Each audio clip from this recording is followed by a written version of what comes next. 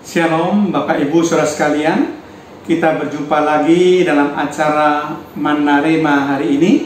Saya harapkan kita semua boleh mengalami keceriaan, mengalami sukacita, dan tetap bersemangat menjalani hidup ini bersama dengan Tuhan Yesus Kristus. Mari kita buka acara Manna Rema hari ini dengan doa. Terima kasih Tuhan, kalau kami boleh berjumpa dengan acara Manna Rema hari ini. Hamba-Mu sebentar akan menyampaikan renungan singkat firman Tuhan. Kami percaya Tuhan, firman Tuhan menjadi pelita bagi kaki kami dan suluh atau terang bagi jalan kami, sehingga jalan kami tidak tersesat Tuhan. Kami berjalan sesuai dengan kebenaran firman-Mu, menurut kehendak-Mu Tuhan. Terpujilah nama-Mu Tuhan, biar Roh Kudus memberikan kepada kami pengertian-pengertian baru akan kebenaran firman-Mu yang sanggup mengubah hidup kami. Di dalam nama Tuhan Yesus Kristus. Haleluya. Amin. Nah, Bapak Ibu Saudara sekalian, pada kesempatan saat ini saya ingin sekali dalam acara Manna Rema hari ini membawa satu tema mengenai inti kepemimpinan sejati. Sekali lagi, tema acara Manna Rema hari ini adalah inti kepemimpinan sejati. Saya akan menceritakan sebuah kisah pengalaman dari Profesor Booker T. Washington. Ya, Booker T. Washington ini adalah pimpinan dari Tuskegee Institute di Alabama, saudara. Jadi pimpinan tertinggi di Tuskegee Institute Alabama. Nah, pada suatu hari dan kegiatan rutin biasanya Profesor Booker T. Washington ini dia pergi ke kampus dengan berjalan kaki dari rumahnya. Dan ketika suatu hari dari rumahnya dia berjalan kaki ke kampus melewati sebuah rumah keluarga orang yang sangat kaya, tiba-tiba si nyonya rumah itu muncul dan mengira dia sebagai salah seorang dari tukang kebunnya yang dipekerjakan oleh suaminya. Maka dia meminta kepada Booker T. Washington, "Maukah Bapak membelah kayu untuk saya?" Dengan tersenyum, Booker T. Washington dia mengangguk dan mengatakan, "Saya bersedia nyonya." Kemudian dia melepaskan jasnya, kemudian dia mulai menggulung lengan bajunya, dia mengambil kapak dan pergi ke halaman dari si nyonya rumah kaya itu. Kemudian dia mulai membelah kayu itu. Dia lakukan dibelah kayu itu dengan rajin sampai jadi potongan-potongan yang rapi, sampai semua kayu di halaman itu semuanya habis terbelah. Lalu dia mulai angkut kayu itu ke dalam dapur dari si nyonya kaya itu. Nah, ketika dia memanggul kayu yang terakhir dari halaman masuk ke dapur rumahnya, ada seorang pelayan wanita dari si nyonya yang kebetulan dia datang dari belakang, berjumpa dengan dia dan mengenali Booker T. Washington ini. Dan dia melihat Booker T. Washington sedang memanggul kayu bakar dan menaruh di dapur.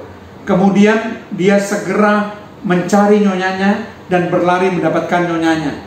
Setelah Booker T. Washington ini pergi, dia katakan pada nyonyanya, "Nyonya, Booker T. Washington ini adalah pimpinan Institut Tuskegee di Alabama, pimpinannya. Dia adalah pimpinan tertinggi di situ. Dia adalah pemimpin yang dihormati di Tuskegee Institute Alabama." Terkejut si nyonya kaya itu, dia menyangka itu tukang kebun yang dipekerjakan oleh suaminya, saudara. Akhirnya pada esokan harinya, dengan malu dan rasa sungkan, si nyonya kaya itu datang ke Tuskegee Institute Alabama, masuk ke kantor dari Booker T. Washington. Dia menyampaikan maaf yang sebesar-besarnya. Dia berulang-ulang mengatakan, maaf, saya tidak tahu kalau Anda adalah pimpinan tertinggi dari Tuskegee Institute. Jadi saya menyuruh dan meminta Anda membelah kayu untuk saya.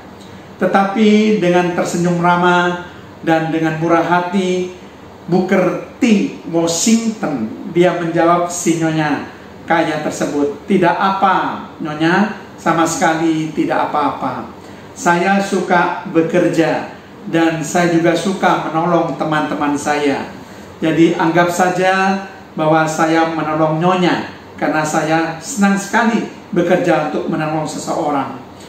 Kemudian si nyonya kaya itu mendengar ucapan dari Booker T. Washington yang menjadi pimpinan tertinggi dari Tuskegee Institute Alabama. Dia terkagum-kagum bagaimana sikap perilaku yang rendah hati dari Booker T. Washington.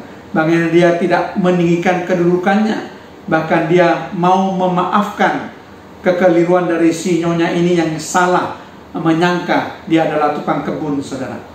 Dan apa yang terjadi setelah si nyonya melihat sikap perilaku, ucapan, dan tata krama daripada Booker T. Washington?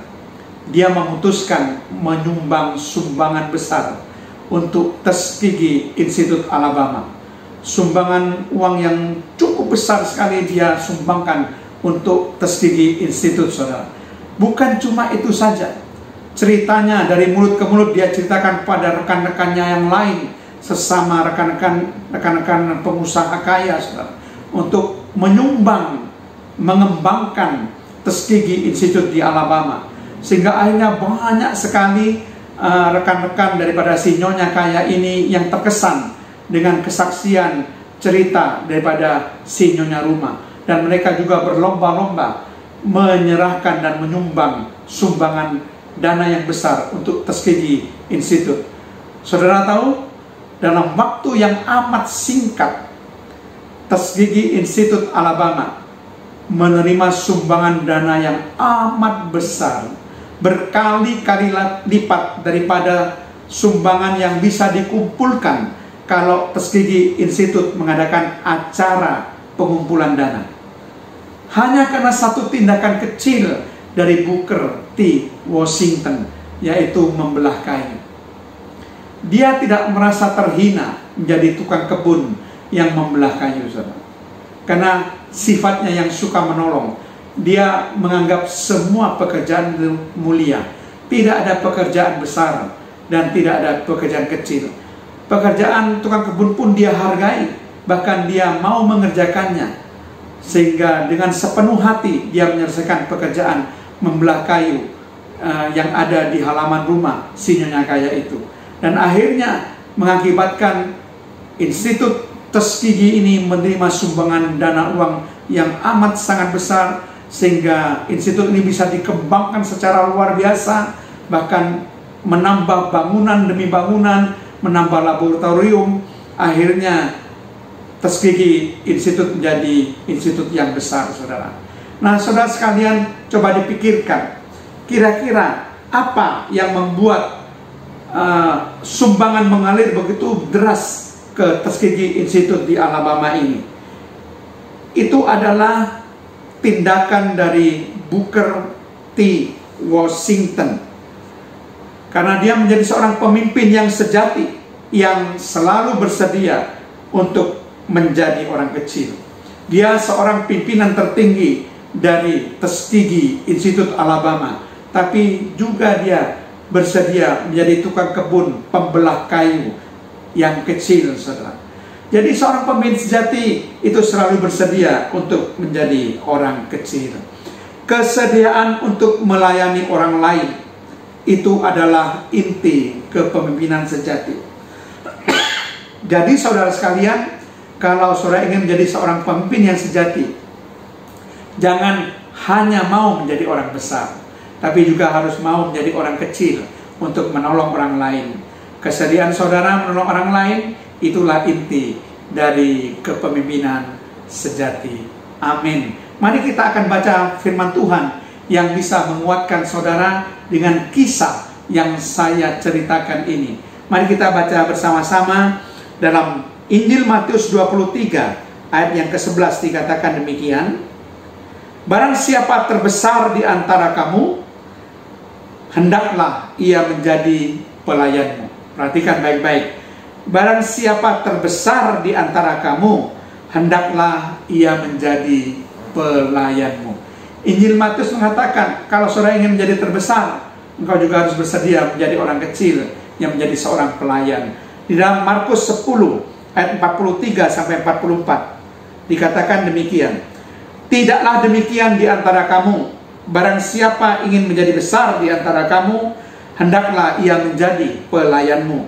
Dan barang siapa ingin menjadi yang terkemuka di antara kamu, hendaklah ia menjadi hamba untuk semuanya. Perhatikan, saudara ingin menjadi yang terbesar, saudara ingin menjadi yang terkemuka, saudara harus bersedia menjadi pelayan, harus bersedia menjadi hamba. Itulah inti kepemimpinan sejati. Selalu bersedia menjadi orang kecil, selalu bersedia untuk melayani orang lain. Amin. Mari kita berdoa. Tuhan, terima kasih, hamba-Mu sudah menyampaikan renungan singkat firman Tuhan, agar seluruh jemaat yang mendengarkan Manna Rema hari ini tidak merasa dirinya sebagai hanya orang besar, tetapi juga mau menjadi orang kecil, bersedia untuk melayani orang lain. Karena firman-Mu memberikan suatu nasihat begitu rupa, Tuhan. Kalau kami ingin menjadi terbesar, kami harus bersedia menjadi pelayan. Kalau kami ingin menjadi yang terkemuka, kami harus bersedia menjadi hamba. Tuhan, tanamkan prinsip kepemimpinan yang Tuhan berikan melalui firman-Mu. Karena Tuhan Yesus sudah memberikan kepemimpinan yang seperti ini, yang sudah dijalani selama pelayanannya 3,5 tahun di muka bumi ini. Mampukan kami untuk meneladani Yesus, Tuhan.